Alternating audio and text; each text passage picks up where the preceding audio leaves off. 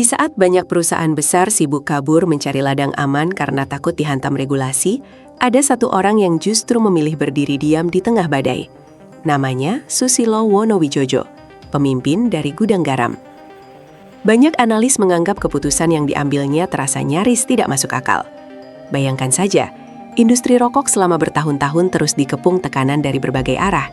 Pajak cukai naik hampir setiap tahun, iklan dibatasi, regulasi kesehatan makin ketat, kampanye anti rokok semakin agresif. Belum lagi tekanan global yang perlahan ingin menghapus industri tembakau dari masa depan. Dalam kondisi seperti itu, secara teori bisnis modern, langkah paling aman biasanya adalah diversifikasi. Masuk ke sektor teknologi, properti, energi, makanan, atau bisnis lain yang lebih ramah masa depan. Banyak konglomerat memilih strategi itu demi menyelamatkan aset dan mengurangi resiko. Tapi yang dilakukan Susilo Wonowijojo justru kebalikannya. Alih-alih menjauh dari industri rokok, Gudang Garam malah semakin agresif memperkuat cengkramannya dari hulu sampai hilir. Mereka terus menanam investasi besar-besaran di ekosistem industrinya sendiri. Sebuah langkah yang bagi banyak orang terlihat seperti nekat membakar uang di industri yang dianggap menuju senja.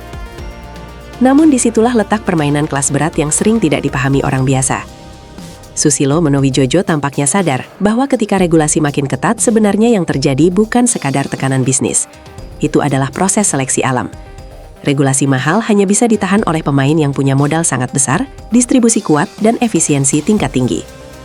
Sementara pemain kecil perlahan mati satu persatu.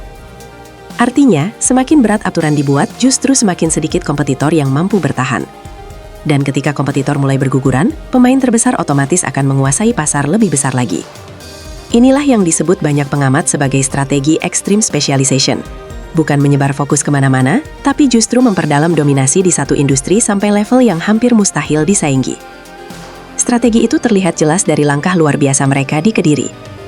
Lewat anak usahanya, grup ini ikut terlibat dalam pembangunan Bandara Doho, sebuah proyek bandara bernilai triliunan rupiah yang sempat membuat banyak orang bingung. Kenapa perusahaan rokok bangun bandara?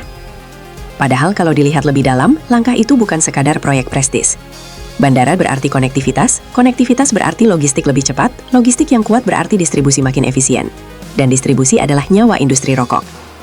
Mereka bukan cuma menjual produk, mereka sedang membangun benteng bisnis raksasa yang sulit ditembus siapapun. Dalam dunia strategi bisnis, ini disebut barriers to entry, menciptakan hambatan yang sangat tinggi agar pemain baru kesulitan masuk dan pemain lama kesulitan mengejar. Semakin lengkap ekosistem yang mereka kuasai, semakin mahal biaya yang harus dikeluarkan kompetitor untuk menandingi mereka. Dan hasilnya terlihat hari ini. Di tengah puluhan perusahaan rokok yang tumbang akibat regulasi, tekanan pajak, dan perubahan pasar, Gudang Garam tetap berdiri sebagai salah satu raksasa industri terbesar di Indonesia. Mereka memiliki skala produksi masif, distribusi luas, kekuatan merek yang sangat kuat, hingga infrastruktur bisnis yang sulit ditiru. Yang menarik, kisah ini sebenarnya bukan cuma soal rokok. Ini soal cara berpikir seorang pemilik bisnis besar. Banyak orang mengira tugas pemilik usaha hanyalah mengurangi risiko sebanyak mungkin. Padahal dalam level tertentu, pemain besar justru menang karena berani mengambil posisi ekstrim yang tidak berani dilakukan orang lain. Kadang kemenangan terbesar bukan datang dari menyebar ke banyak arah, tapi dari mendominasi satu arena sampai lawan kehilangan tenaga, modal, bahkan keberanian untuk melawan. Dan itulah yang tampaknya sedang dilakukan oleh Susilo Wonowijojo bersama Gudang Garam. Terima kasih sudah menonton. Jangan lupa subscribe, like, komen ya, agar kami semangat buat konten selanjutnya.